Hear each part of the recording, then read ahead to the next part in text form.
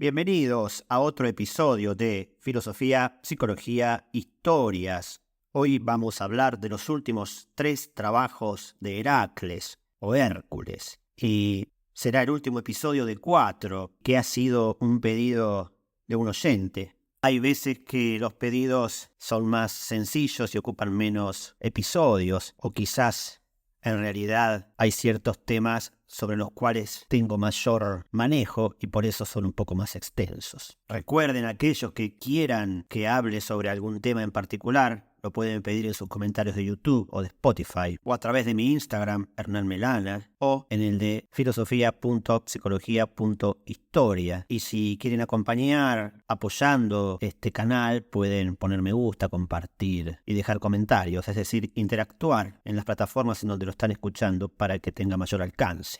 Bien, vamos con los últimos 3 trabajos de Heracles.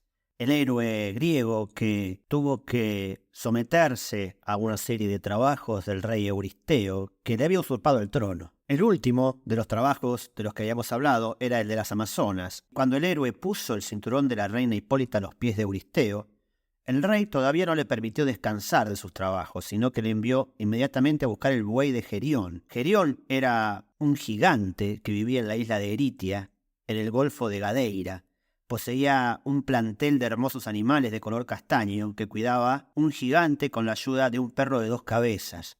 El mismo Gerión era un enorme gigante que tenía 3 cuerpos, 3 cabezas, 6 brazos y 6 pies. Ningún mortal se había atrevido nunca a enfrentarlo, y Heracles se dio cuenta bien pronto de que serían necesarias cuidadosas precauciones para esta difícil empresa. Todo el mundo sabía que Crisaor, el padre de Gerión, a quien se conocía por el sobrenombre de Espada de Oro, debido a sus grandes riquezas, era el rey de toda Iberia, y que fuera de Gerión tenía otros 3 valientes hijos de enorme tamaño que peleaban por él. Además, cada uno de los 3 comandaba una hueste de partidarios fuertes y aguerridos. Era por estas razones que Euristeo había encargado a Heracles ese trabajo. Esperaba que en tal expedición y en tal país el semidios perdiera al fin la vida que tan odiosa se le hacía. Pero Heracles no estaba más asustado de estos nuevos peligros. Reunió a sus tropas en la isla de Creta, a la que había liberado de las bestias salvajes, izó las velas y eligió a Libia como el primer punto de desembarco. Allí luchó con el gigante Anteo, cuyas fuerzas se renovaban cada vez que tocaba la tierra. Y Heracles, al observarlo, lo levantó en el aire, donde estaba inerme, y lo estranguló con su puño. Después libró a Libia de bestias de rapiña y siguió su camino. Al término de un largo viaje por regiones desiertas, llegó a un fértil valle regado por anchos ríos. Ahí fundó una gran ciudad a la que llamó Hecatómpilo, la ciudad de las 100 puertas. Por fin se encontró frente a Gadeira, sobre el océano Atlántico, y plantó ahí 2 pilares conocidos y famosos como las columnas de Heracles. Platón alguna vez dijo: más allá de las columnas de Heracles se encuentra la Atlántida. Apolo, admirado por su coraje, lo ayudó prestándole una vasija de oro en la que él mismo viajaba por la noche. En esta flotó Heracles hasta Iberia, mientras sus amigos navegaban a su lado. Ahí se encontró con los 3 hijos de Crisaor, al frente de 3 vastos ejércitos, acompañados uno muy cerca del otro, pero Heracles se libró de pelear con las huestes porque desafió a los jefes a combate singular. Los mató a todos y conquistó el país. Después de esto se fue a Eritia, donde vivía Gerión con sus rebaños. Tan pronto como el perro de 2 cabezas olfateó al extranjero, se abalanzó a su encuentro. Pero Heracles apretó su masa firmemente y lo aplastó. Luego mató a los gigantescos pastores que acudieron en ayuda del perro, y el héroe se alejó rápidamente con el buey. Sin embargo, Gerión lo alcanzó y le presentó una feroz batalla. La misma Hera llegó en ayuda del gigante, pero Heracles hirió su pecho con una flecha, y la diosa se vio obligada a alejarse. Un segundo dardo atravesó al gigante en la región estomacal, donde se unían sus 3 cuerpos, y cayó muerto. Ya había terminado 10 trabajos, pero como Euristeo se negó a considerar válidos 2 de ellos, tuvo que realizar 2 más en su lugar. En remotos tiempos, en el acto de las bodas de Zeus y Hera, todos los dioses acudieron con presentes para la pareja nupcial, y Gea no quiso ser menos generosa que los demás. Desde la playa occidental del océano arrancó un árbol con muchas ramas, todas cargadas de manzanas de oro. 4 vírgenes del Hespérides, hijas de la noche, fueron apostadas para vigilar el jardín sagrado donde crecía el árbol, y eran ayudadas en su tarea por Ladón, el dragón de las 100 cabezas, que había nacido de Forco, padre de toda la clase de monstruos, y Seto, la hija de Gea. El dragón nunca dormía, y un ensordecedor coro de silbidos revelaba su presencia, pues cada una de sus 100 gargantas profería un sonido diferente. Heracles, según las órdenes de Euristeo, debía arrebatar las manzanas de oro cuidadas por ese monstruo. El semidios comprendió su largo y arduo viaje. Eligió el camino al azar, pues no sabía dónde se hallaban las Hespérides. Fue de lugar en lugar, llegó a Tesalia, la tierra del gigante Térmeno, que mataba a todos los viajeros que encontraba, golpeándolos con su frente, que era tan dura como la piedra. Cuando la cabeza del gigante tocó la sien del divino Heracles, se despedazó. Más adelante, cerca del río Equedoro, el héroe dio con otro monstruo, Cicno, hijo de Ares y Pirene. Y cuando Heracles le preguntó cuál era el camino que conducía al jardín de las Hespérides, se negó a darle una contestación cortés y lo desafió a combate singular. Pero el semidios lo mató, y el mismo Ares apareció entonces para vengar la muerte de su hijo. Heracles se vio obligado a pelear con él, sin embargo Zeus no quería que entre sus hijos se derramara sangre y por eso arrojó un rayo para separarlos.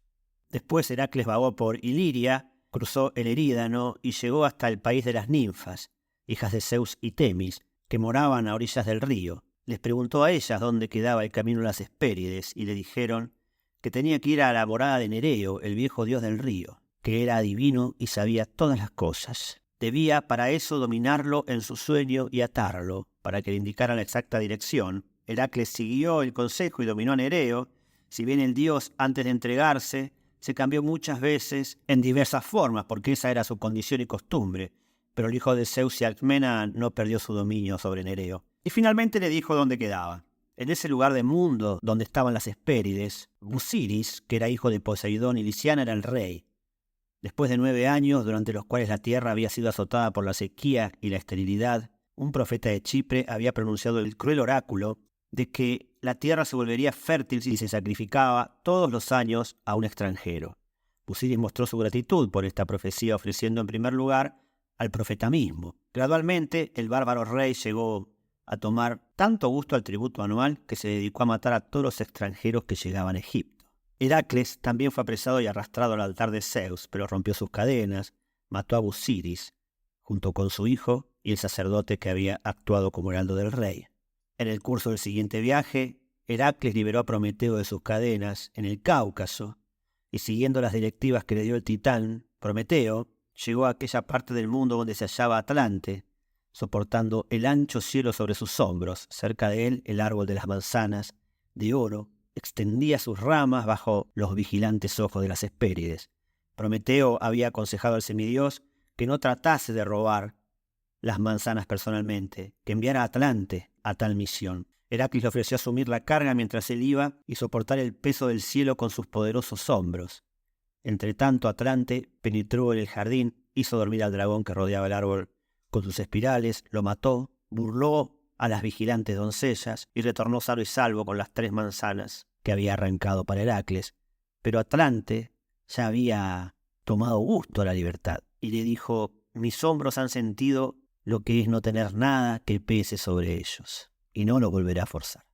Dicho esto, arrojó las manzanas en el césped a los pies de Heracles y lo dejó soportando esa carga intolerable. Sin embargo, Heracles pensó en algo. Déjame tan solo poner un torsal de soga alrededor de mi cabeza, de otra manera el peso me aplastará. Atlante consideró justa la petición y volvió a tomar la carga por unos pocos momentos, según creía. Pero el semidios tomó las manzanas y siguió su camino. Las llevó a Euristeo, quien, ya que Heracles no había perdido la vida al obtenerlas, según él esperaba, se las devolvió como regalo. Heracles, a su vez, las puso en un altar de Atenea, pero la diosa sabía que estos frutos divinos no debían ser guardados en ningún lugar, y los llevó de vuelta al jardín de las Hespérides. En lugar de destruir a su odiado rival, Euristeo hasta entonces no había hecho más que ayudar a Heracles a adquirir mayor gloria en el camino que en realidad había sido decretado por el destino. Su maestría en los trabajos que le fueron encomendados lo hizo aparecer como el verdadero campeón de los mortales, el vengador de toda iniquidad en la tierra. Pero su último trabajo debía tener lugar en una región donde las fuerzas heroicas no eran útiles. Debía luchar con los poderes siniestros del mundo inferior, sacar del Hades a Cerbero, el perro guardián del infierno. Este monstruo tenía 3 cabezas, con grandes mandíbulas, que siempre babeaban veneno. Su cuerpo terminaba con la cola de un dragón, y los pelos de las cabezas y de su lomo eran retorcidas víboras. Al prepararse para realizar esta terrible hazaña, Heracles fue a la ciudad de Eleusis, en el Ática, donde sus sabios sacerdotes encabezaban un culto secreto relacionado con cuestiones divinas, tanto del mundo superior como del inferior, ¿no? En este lugar sagrado, el sacerdote Eumolpo inició a Heracles en la enseñanza mística después de haberlo purificado del asesinato de los centauros, así provisto del conocimiento de cosas secretas y preparado para afrontar los terrores del mundo inferior.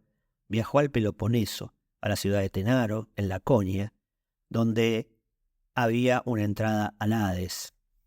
Hermes, sombrío conductor de las almas, lo acompañó hacia abajo por la profunda hendedura de la tierra y llegaron a la ciudad del rey Pluto, o Hades. Las sombras que rodeaban tristemente cerca de las puertas, porque en el mundo inferior la vida es muy triste, huyeron al ver a hombres de carne y hueso. Solo el espíritu de Meleagro y la gorgona Medusa permanecieron firmes frente a la vida. Heracles blandía su espada como si fuera a matar a la gorgona, pero Hermes le sujetó el brazo y le explicó que los espíritus de los muertos no son más que sombras vanas, que no pueden ser lastimados ni por el filo más agudo. Heracles conversó tiernamente con el alma de Meleagro y prometió llevar sus saludos a su hermana Deianira en la tierra. Cuando estuvo cerca de las puertas de Hades, vio a Pirito, que había llegado al mundo inferior acompañado de Teseo para cortejar a Perséfone. Pluto, enfurecido por este acto insolente, había atado a ambos a la piedra en la que se habían sentado para descansar. Cuando vieron al semidios, que era amigo suyo, le tendieron sus manos suplicantes y temblaron con la esperanza de recuperar la dorada luz del día. Heracles, en efecto, tomó a Teseo por la mano y cortó sus cadenas, pero cuando trató de liberar a Pirito, fracasó, pues la tierra comenzó a moverse bajo sus pies. Esta es la razón por la que dicen que los atenienses tienen muslos chicos, o cola chica, porque Teseo dejó parte de ella cuando Heracles tiró de él sobre esa piedra en la que estaba pegado. Heracles siguió y reconoció a Ascálafo, que una vez había traicionado a Perséfone diciendo que ella había comido de las granadas de Hades. Hizo rodar lejos de él la piedra con la cual Demeter, desesperada por la pérdida de su hija, casi lo había aplastado. Después cayó sobre los rebaños de Pluto y mató a uno de los bueyes para poder aplacar la sed de las almas de los muertos con sangre. Pero Menetio, el pastor, no lo toleró y desafió a luchar al héroe. Heracles tomó aquel cuerpo entre sus puños y le rompió las costillas, y no lo habría soltado si la misma Perséfone no los hubiera separado. En las puertas de la ciudad de los muertos estaba el rey Pluto cerrando la entrada, pero una flecha de Heracles le atravesó el hombro, y así Pluto sufrió la agonía de los mortales. Cuando Heracles pidió modestamente permiso para llevarse el perro del infierno, Pluto no se lo negó, pero impuso la condición de que el semidios dominara al perro sin usar las armas que llevaba consigo.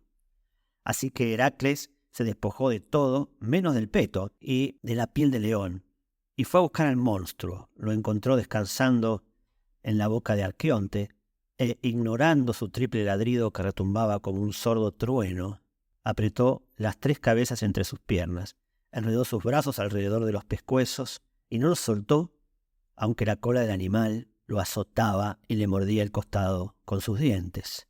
Estuvo firme hasta que lo venció. Luego levantó al perro y, saliendo del Hades por otra puerta cerca de Trecena, regresó sano y salvo al mundo superior. Cuando el infernal Cerbero vio la luz del día, enloqueció de temor y comenzó a lanzar veneno a todas partes. Esto hizo que una planta ponzoñosa surgiera del suelo, que todavía hoy habita esa tierra. Heracles se dirigió enseguida a Tirinto y mostró el encadenado monstruo a Euristeo, quien apenas podía dar crédito a sus ojos. Entonces el rey, desesperado de llegar alguna vez a librarse de este poderoso hijo de Zeus, se resignó a su muerte y licenció al héroe, que llevó el perro de vuelta a su dueño en el mundo inferior.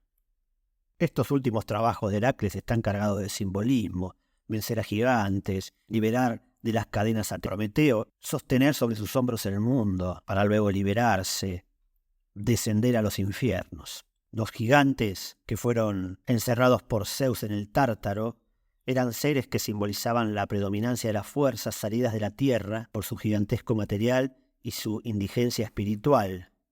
son los instintos corporales y brutales. El gigante representa lo que todo ser humano debe vencer para liberar y hacer florecer su propia personalidad, en contra de las tendencias involutivas y regresivas. Prometeo es el advenimiento de la conciencia, es la semilla del fuego. El mismo nombre de Prometeo quiere decir el pensamiento previsor.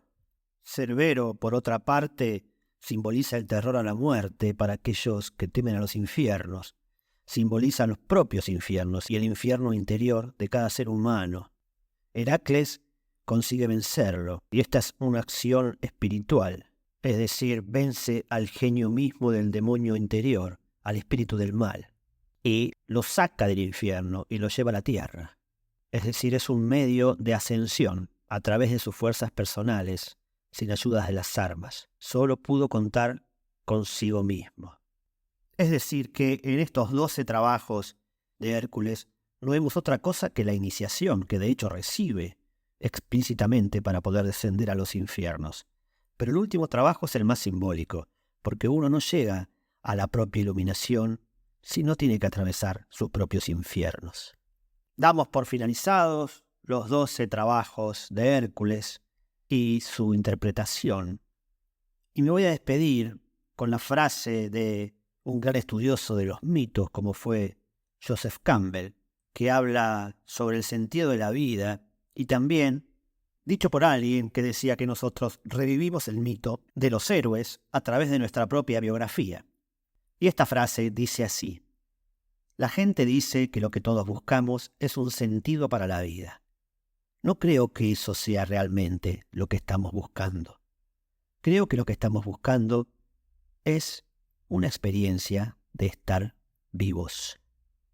Gracias por llegar hasta aquí, y si te interesa profundizar acerca de por qué pensamos como pensamos y cómo salir del laberinto del pensamiento occidental, te invito a que adquieras mi libro Hacia la filosofía de la libertad, que está disponible en Amazon, en Mercado Libre, o también puedes pedirlo a través de mi Instagram, Hernán Melana, donde además podrás anoticiarte de cursos y otros libros, o en el de filosofía.psicología.historia.